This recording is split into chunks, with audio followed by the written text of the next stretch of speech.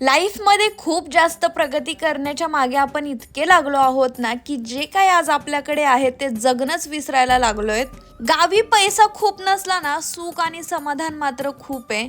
अन्न वस्त्र निवारा या आपल्या मूलभूत गरजा. शहरांमध्ये खूप सारा पैसा देऊन सुद्धा चांगलं अन्न मिळेल की नाही याची गॅरंटी नाही. असं मी का म्हणतीये, कारण की सध्या आजूबाजूची कंडिशन बघा, इतक्या भेसळयुक्त गोष्ट ना की कोणावर विश्वास ठेवावा समजतच नाही.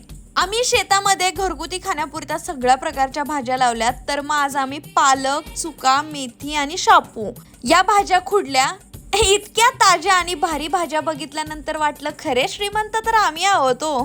माझ्या मम्मीने गार्डन मध्ये विड्याचे पानं, म्हणजेच काही जण याला नागिनीचे पानं सुद्धा म्हणतात, त्याचा वेल लावलेला आणि किती सुंदर वाढलाय बघा. खरं तर आता गावी कुठल्याच गोष्टीची कमतरता नाहीये, त्यामुळे खूप करमतं.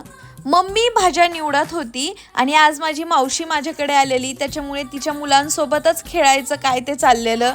माझं बालपण तसं खूप मजेत गेलंय असं म्हणावं लागेल. आता खरंच वेळ असतो, सगळ्या गोष्टी आहेत, पण ती पहिल्यासारखी इतकी मजा नाहीये. त्यामुळेच ज्या त्या वयात जे ते करावं. आमची तर मज्जा मस्ती चालूच होती. इव्हिनिंगला मग मस्त कॉफीचा बेत केला.